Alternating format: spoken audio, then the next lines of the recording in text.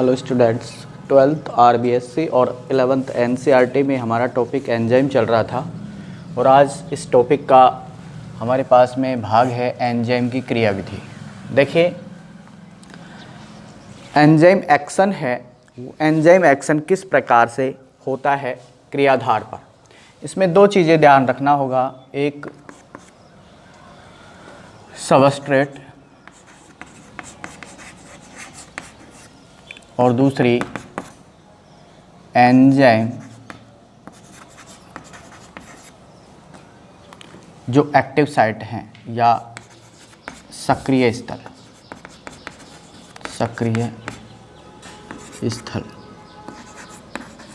ठीक है। देखिए, क्रियाविधि में सबसे पहले क्या होता है कि जो सबसे पहले मैं सबस्ट्रेट की बात कर दूं तो अभिक्रिया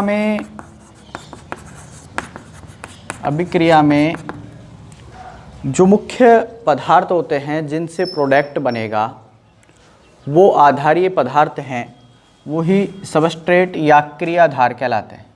ठीक है, सबस्ट्रेट या क्रियाधार कहलाते हैं। देखिए, सबसे पहले ये क्रियाधार हैं वो एंजाइम के जो एक्टिव साइट्स हैं उन एक्टिव साइट्स के साथ में बंध बनाते हैं, उनके साथ में जुड़ते हैं। और सबसे पहले ये बंध बनाकर और एक क्रिया होती है क्रियाधार एंजाइम जो संकुल है उसका निर्माण होता है, संकुल या जटिल कॉम्प्लेक्स का निर्माण होता है। यानी कहने का मतलब सबसे पहले एंजाइम्स के सक्रिय स्थल से सबस्ट्रेट हैं वो बंध बनाते हैं और एक ES कॉम्प्लेक्स का निर्माण करते हैं, EX कॉम्प्लेक्स बनाते हैं।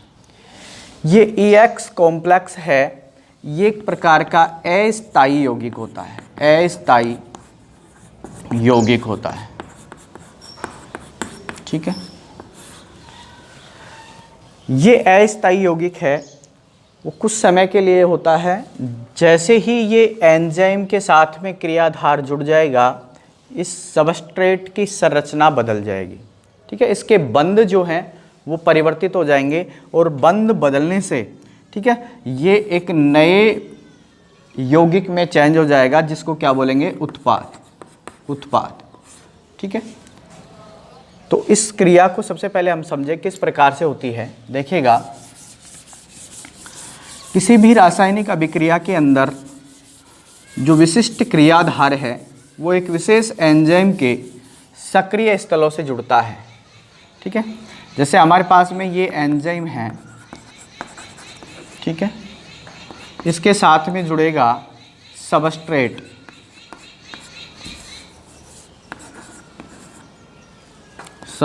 जुड़ेगा। जैसे ही सबस्ट्रेट जुड़ेगा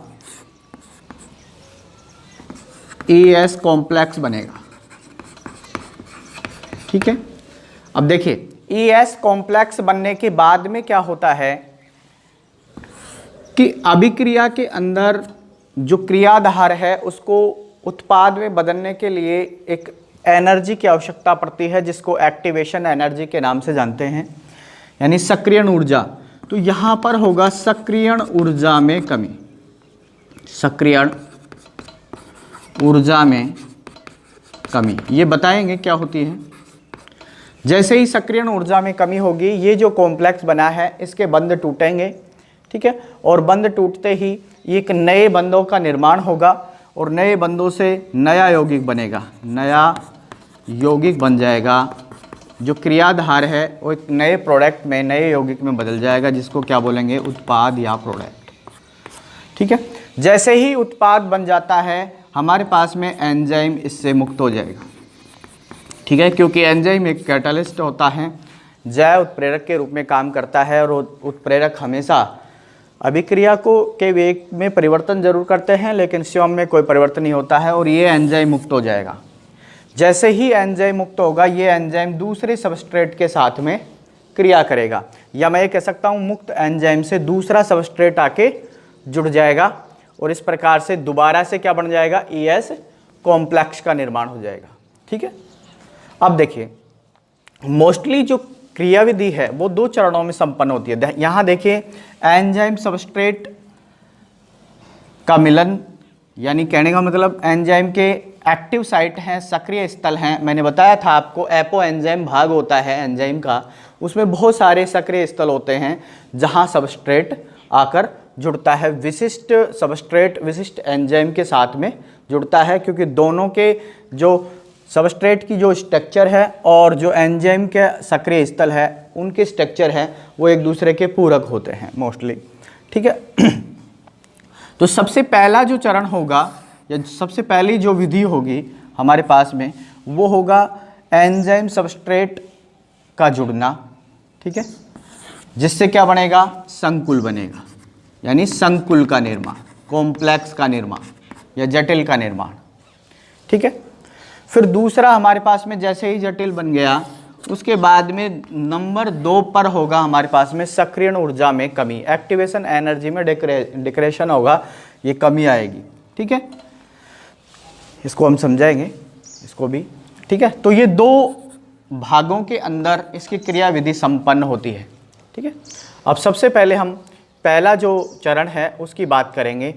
पहले चरण में क्या होता है, एंजाइम क्रियाधार कॉम्प्लेक्स का निर्माण यानी संकुल का निर्माण। देखिए यहाँ तक कोई दिक्कत नहीं, देखिए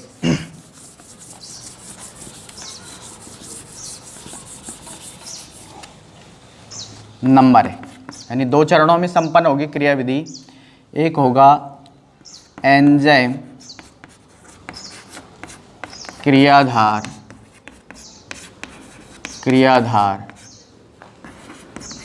संकुल का निर्माण, इसको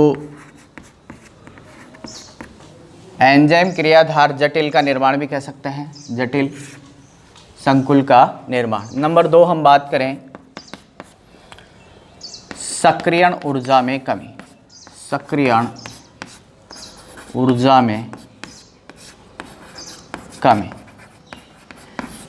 ठीक है, सक्रियण ऊर्जा में कमी। तो सबसे पहले हम बात करें कि एंजाइम क्रियाधार संकुल का निर्माण किस प्रकार से होता है। देखिए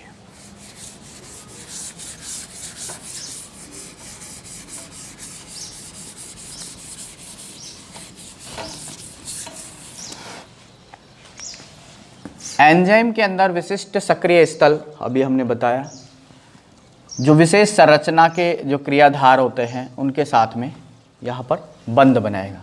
यानी सबसे पहले क्या होगा, मैं ये कह सकता हूँ सर्वप्रथम जो एंजाइम सक्रिय स्थल होते हैं, एंजाइम सक्रिय स्थल या एक्टिव साइट्स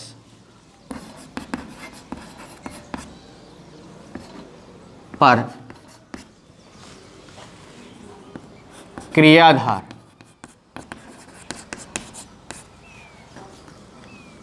आकर जुड़ता है,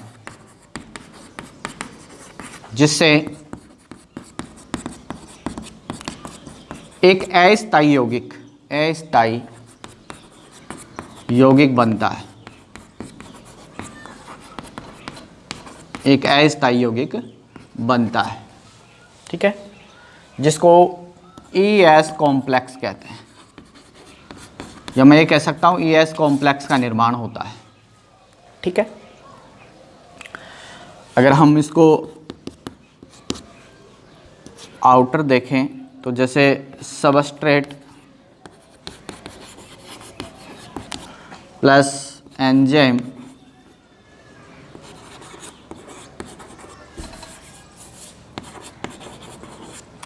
तो क्या बन जाएगा, ES कॉम्प्लेक्स। ये एक अस्थायी यौगिक होता है, इसके साथ में ये बंध बना लेगा। जैसे ही एंजाइम क्रियाधार के सबस्ट्रेट के साथ बंध बनाता है, इसके स्ट्रक्चर में परिवर्तन आ जाता है, संरचना बदल जाती है और नए बंधों का निर्माण होगा, जिसकी वजह से क्या होगा कि सबस्ट्रेट है, नए बंध बनेंगे तो नया कंपाउंड के रूप में हमारे सामने आएगा और वो नया कंपाउंड क्या कहलाएगा, प्रोडक्ट कहलाएगा, ठीक है। इस प्रकार से और एंजाइम क्या हो जाएगा, पृथक हो जाता है, ठीक है। देखिए एंजाइम क्रियाधार संकुल का निर्माण जो है, इस प्रक्रिया को समझाने के लिए कुछ वैज्ञानिकों ने अपने अपने मत दिए, सिद्धांत दिए, जिनमें हम मोस्टली 2 सिद्धांत पढ़ते हैं। देखिए कौन कौन से सिद्धांत पढ़ते हैं, आइए।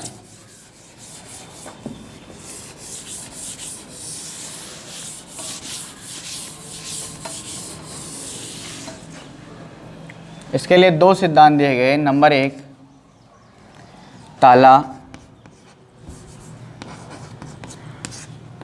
चाबी का सिद्धांत।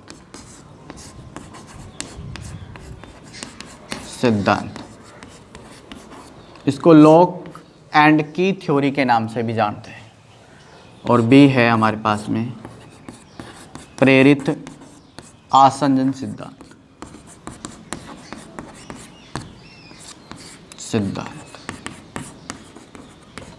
ठीक है, कि किस प्रकार से कॉम्प्लेक्स बनता है, ये दोनों ही मत हमारे को बताते हैं। देखिए सबसे पहले ताला चाबी का सिद्धांत हम देखते हैं। लॉक एंड की थ्योरी। सबसे पहले ये देखें कि ये दी किसने। देखिए 1898 में ही, मैं ये NCERT की डेट बता रहा हूँ, सन 1898 में, ध्यान रखना RBSC से नहीं बनता। 1898 में एमिल फिशर, ठीक है, एक वैज्ञानिक था एमिल फिशर, इन्होंने ताला चाबी का सिद्धांत प्रस्तुत किया। ताला चाबी का सिद्धांत प्रस्तुत किया। ठीक है, देखिए क्या है ये सिद्धांत। इस सिद्धांत के अनुसार हम बात करें तो जैसे एक ताला होता है, वो एक विशिष्ट चाबी से या की से खुलता है, या एक विशेष ताले के लिए एक विशेष चाबी होती है। उसी प्रकार से एक विशेष क्रियाधार के लिए या सबस्ट्रेट के लिए एक विशेष प्रकार का एंजाइम काम आता है। या मैं ये कह सकता हूं कि एंजाइम में जो सक्रिय स्थल होते हैं, उसकी जो संरचना है वो क्रियाधार की संरचना के पूरक होती है, जो केवल वो ही क्रियाधार उस एंजाइम के सक्रिय स्थल तक जुड़ सकता है। कोई दूसरा क्रियाधार उससे नहीं जुड़ सकता। जिस प्रकार से एक ताला उसी की एक विशिष्ट चाबी से खुलता है, उसी प्रकार से जो क्रियाधार है उसकी संरचना और जो एंजाइम है उसका सक्रिय स्थल है, वो एक दूसरे के पूरक होते हैं कि वो एंजाइम ही उस क्रियाधार से जुड़ सकता है, कोई दूसरा नहीं जुड़ सकता है। ये बात किसने बताई? एमिल फिशर ने बताई। इसी को ताला चाबी का सिद्धांत कहते हैं। जैसे देखिएगा, इसमें क्या होता है कि जो एक्टिव साइट होते हैं वो दृढ़ होते हैं और अपरिवर्तितशील होते हैं। जैसे मान लीजिए हमारे पास में ये एंजाइम है, ये एंजाइम है, ठीक है, ये एंजाइम है, इसको मैं कह रहा हूँ एंजाइम, ठीक है, और इसका ये सक्रिय स्थल है, ये सक्रिय स्थल है, सक्रिय स्थल। तो इस सिद्धांत के अकॉर्डिंग इसके सक्रिय स्थल में कोई परिवर्तन नहीं आएगा, ये दृढ़ होता है, ठीक है, फ्लेक्सिबल नहीं होता, लचीला नहीं होता है। तो इससे जुड़ने के लिए इसकी पूरक स्ट्रक्चर ही आवश्यक होगी। जैसे मान लीजिए ये हमारे पास में कोई सबस्ट्रेट है, ये कोई सबस्ट्रेट है, ठीक है, ये सबस्ट्रेट है। तो ये सबस्ट्रेट है, ये केवल इसी एंजाइम के इस सक्रिय स्थल से जुड़ सकता है क्योंकि इसकी स्ट्रक्चर पूरक है, एक दूसरे से पूरक है। जैसे कि हम बात करें तो यहाँ पर ये एंजाइम है हमारे पास में, यहाँ इसका सबस्ट्रेट की जो ये स्ट्रक्चर है इस सक्रिय स्थल से क्या हो रही है? जुड़ रही है, ठीक है। तो ये हमारे पास में बन गया E और S कॉम्प्लेक्स, ES कॉम्प्लेक्स। इस प्रकार से इस कॉम्प्लेक्स का निर्माण होता है। ठीक है, अब देखिए अगर सक्रिय स्थल के पूरक इसका स्ट्रक्चर नहीं होगा तो क्या इससे जुड़ेगा? ये नहीं जुड़ पाएगा। ठीक है, और कॉम्प्लेक्स नहीं बनेगा। तो इस सिद्धांत के अनुसार ये है कि जिस प्रकार से एक ताले के लिए एक विशिष्ट चाबी, यानी एक ताले को विशिष्ट चाबी खोल सकती है, उसी प्रकार से एक सबस्ट्रेट पे जो काम करने वाला जो एंजाइम होता है वो एक विशिष्ट होता है, क्योंकि उसके सक्रिय स्थल और सबस्ट्रेट की स्ट्रक्चर होती है वो एक दूसरे के पूरक होती है। ठीक है, तभी जाके वो काम करते हैं, कॉम्प्लेक्स का निर्माण करते हैं। ठीक है, अब कॉम्प्लेक्स का जैसे ही निर्माण हुआ, यहाँ पर क्या होगा? इसका सक्रियण ऊर्जा में कमी, सक्रियण ऊर्जा में कमी आएगी। और जैसे ही सक्रियण ऊर्जा में कमी आएगी, इसके बंध जो है टूट कर दूसरे नए बंध बन जाएंगे। तो यहाँ पर एक तो क्या बन जाएगा हमारे पास में? प्रोडक्ट बन जाएगा। ये तो प्रोडक्ट बन गया, प्लस में एंजाइम क्या हो जाएगा हमारा? वापस से मुक्त हो जाएगा। एंजाइम वापस मुक्त हो जाएगा। ये एंजाइम है, ये एंजाइम हमारा वापस मुक्त हो जाएगा, ये पृथक हो जाएगा। अब इससे दूसरे क्रियाधार आकर जुड़ने लगेंगे। तो इस प्रकार से जो है इसकी प्रोसेस हमारे पास में इस सिद्धांत के अकॉर्डिंग होती है। कॉम्प्लेक्स का इसमें निर्माण होता है। जो पूरक साइट्स, जो सक्रिय साइट्स हैं यानी एक्टिव साइट्स हैं एंजाइम की, उससे पूरक संरचना किसकी होती है? क्रियाधार की होती है। और ये दृढ़ होते हैं, जो अपरिवर्तनशील होते हैं। यानी जिस प्रकार से एक विशेष ताले को एक विशेष चाबी खोलती है, उसी प्रकार से एंजाइम्स के जो सक्रिय स्थल होते हैं उनके साथ भी एक विशेष प्रकार की संरचना, जो उसके पूरक संरचना होगी, वो ही जुड़ पाती है। ठीक है, क्लियर? आगे देखते हैं दूसरा जो सिद्धांत है, प्रेरित आसंजक सिद्धांत। ये क्या कहता है? देखिए,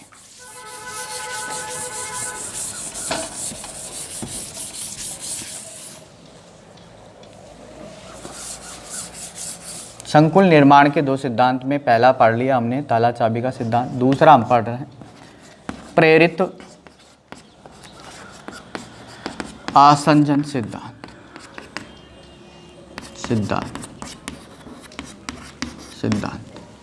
ठीक है, देखिए ये सबसे पहले 1966 के अंदर, सन 1966 में दिया गया था। और एक साइंटिस्ट थे कोसलैंड। ठीक है, कोसलैंड के द्वारा सन 1966 के अंदर प्रेरित आसंजन सिद्धांत दिया गया। देखिए ये किस प्रकार से जो है भिन्न है ताला चाबी के सिद्धांत से। ताला चाबी सिद्धांत में जो एंजाइम के सक्रिय स्थल होते हैं वो क्या होते हैं? दृढ़ होते हैं, अपरिवर्तनशील होते हैं। लेकिन यहाँ पर देखिए, इस सिद्धांत के अनुसार, प्रेरित आसंजन सिद्धांत के अनुसार, जो एंजाइम होते हैं, एंजाइम के सक्रिय जो स्थल होते हैं वो कोमल होते हैं, परिवर्तनशील होते हैं, यानी फ्लेक्सिबल होते हैं, लचीले होते हैं। ठीक है, जो हमारा क्रियाधार है, सबस्ट्रेट है, उस सबस्ट्रेट की जो संरचना है उससे प्रेरित होकर, या मैं ये कह सकता हूँ कि उसके आधार पर बदल जाते हैं और उस सबस्ट्रेट से जुड़ जाते हैं। ठीक है, यानी कहने का मतलब ये है कि जैसे कोई हमारे पास में एंजाइम है, ये मान लीजिए एंजाइम है। ठीक है, ये एंजाइम है हमारे पास में, इसका ये एक्टिव साइट है इस एंजाइम का, इसे रिप्रेजेंट कर रहा हूँ। ये इसका सक्रिय स्थल है, सक्रिय स्थल। ठीक है, और ये हमारे पास में मान लीजिए क्रियाधार है, इस प्रकार से मान लीजिए ये हमारे पास में क्या है? क्रियाधार है, या इस प्रकार का। ठीक है, तो अब देखिए इस सक्रिय स्थल की संरचना और इस सबस्ट्रेट की संरचना है वो एक दूसरे के पूरक नहीं है। लेकिन इस सिद्धांत के अनुसार कोसलैंड बताते हैं कि जैसे ही एंजाइम है और सबस्ट्रेट है एक दूसरे के संपर्क में आते हैं, ठीक है, एक दूसरे के पास आते हैं, तो ये जो एंजाइम की जो एक्टिव साइट्स हैं यानी सक्रिय स्थल हैं वो इसकी संरचना से प्रेरित होते हैं। ठीक है, यानी जैसी इसकी संरचना होती है वैसी इसके अंदर ये अपने अंदर परिवर्तन कर लेते हैं। सक्रिय स्थल बदल जाते हैं। देखिए बताया गया है कि एंजाइम्स के अंदर जो कोसलैंड के अनुसार एंजाइम में जो सक्रिय स्थल होते हैं वो फ्लेक्सिबल होते हैं, कोमल होते हैं। ठीक है, जो क्रियाधार यानी सबस्ट्रेट की संरचना के आधार पर प्रेरित होकर और अपनी संरचना को बदल लेते हैं। ठीक है, तो इसमें क्या हो जाएगा, ये प्रेरित होंगे किससे, सबस्ट्रेट से, और इसके सक्रिय स्थल की स्ट्रक्चर हो जाएगी हमारे पास में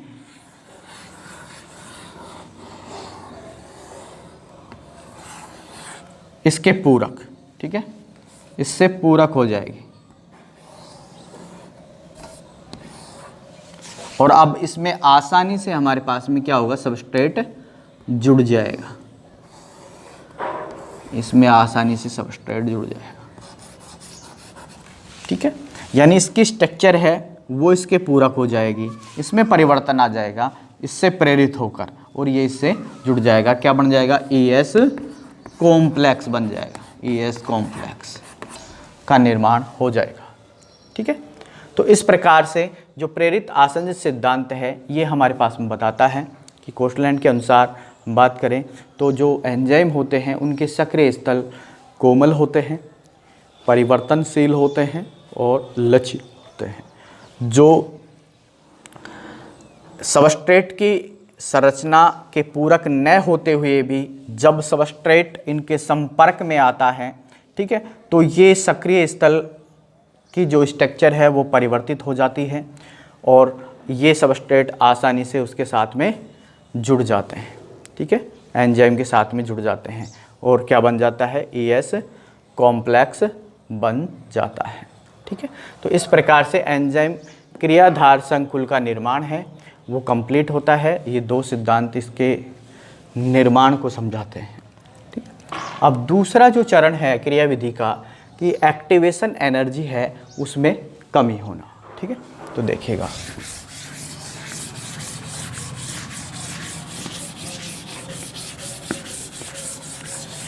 देखिए एक्टिवेशन एनर्जी में कमी।